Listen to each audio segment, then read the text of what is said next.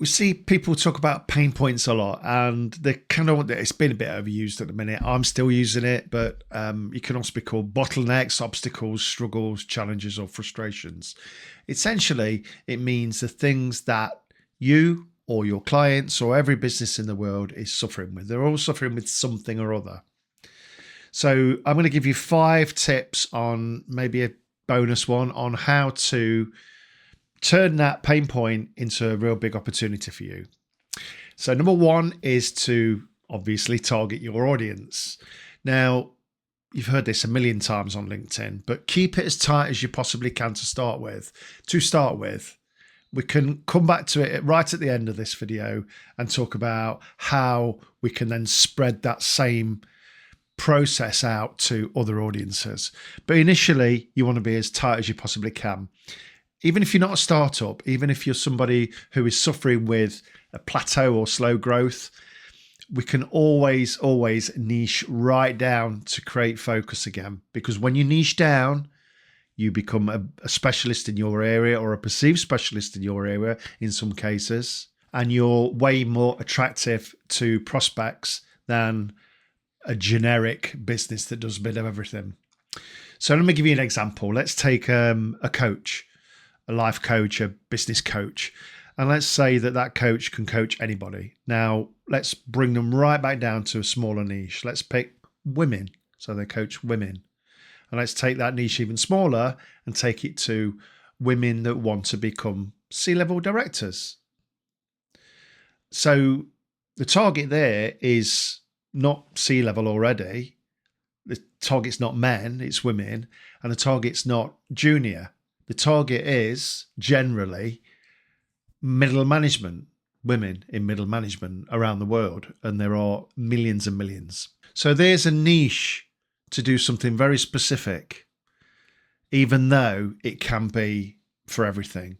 Now, if you've heard of Alex, I can't say that name. If you've heard of Alex Hormozi, that I'm sure you have, then you would know that he used to run gyms, and he used to create like 20 programs a year with all different names like Beachbody Summer or Fit for Christmas, or, different ones. And basically he says that it's the same. It's move more and eat less. That's essentially what a diet is.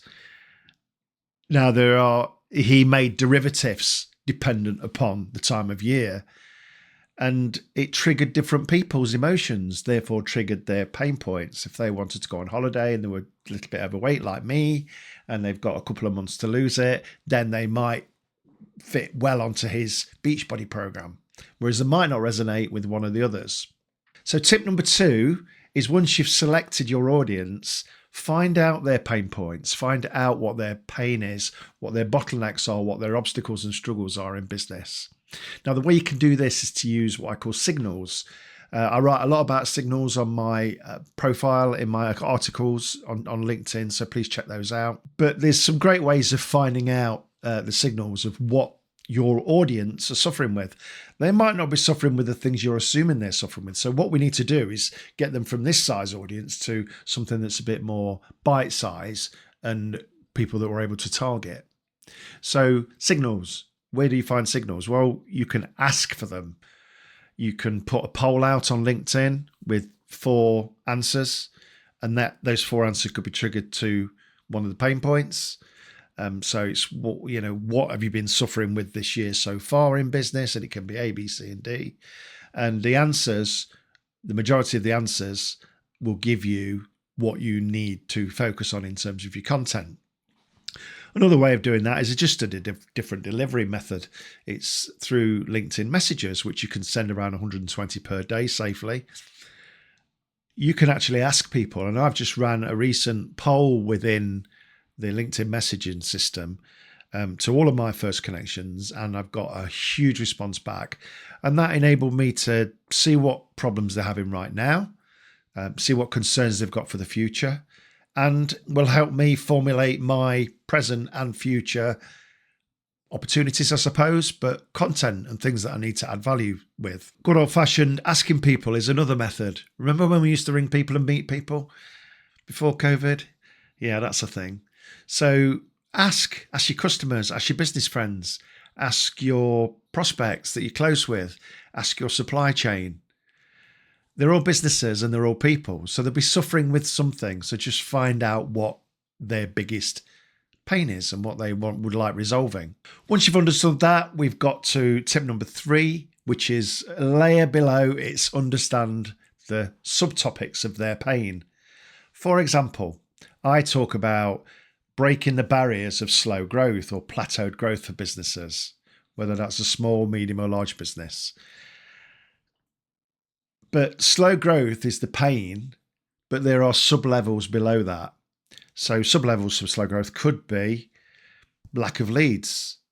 It could be high overheads, or it could be just high cost of sales, a high amount of making that job, that product, that service, an outsource costs or costs compared to the selling price.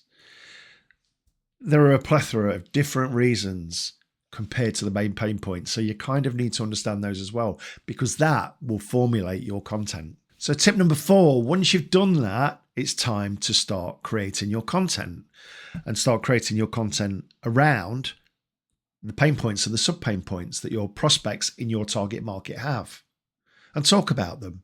Give them your knowledge, give them your expertise, give them your case studies and testimonials, give them your most of the advice that you've got, because what you're doing there is you're building trust with people. And it's very difficult to build trust with people nowadays because not many people meet up for business meetings anymore. I remember I used to do like 40,000 miles a year up and down the UK.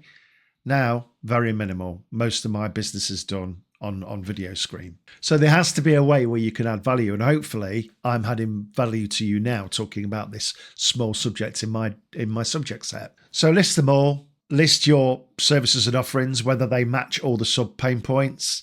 And if they don't, can you create something in there that will in the future?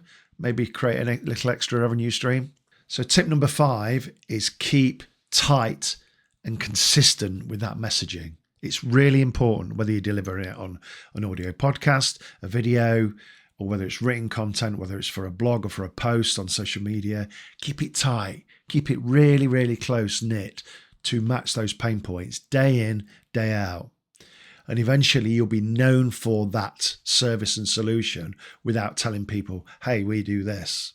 So in terms of the advice that I give, I've probably got 15 different subsets of activities that help people go from a flat or declining growth to a exponential growth.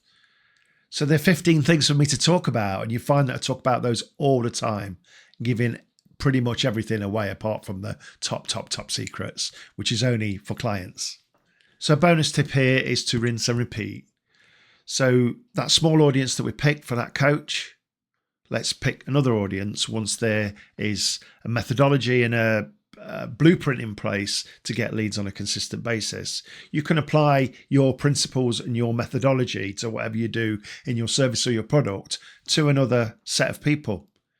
Remember Alex Hormozi and the diet? We're doing the same thing. The ways you do that is you segment your audience, which I'll cover in another video, and also, I've got 5 websites with different landing pages for different audiences, whether that's software engineering, whether that's a SEO site, whether that's a generic site, or whether it's US or UK. I've got different sites for different things. So you can do that with your own. You don't have to have websites. You can copy and duplicate your website and change the content. So you can have copies of the website, talk to your web developer on that, or you can have simple landing pages. There is another way of leading people to something a bit more robust. That will be in a later video. I hope that's been useful. See you soon.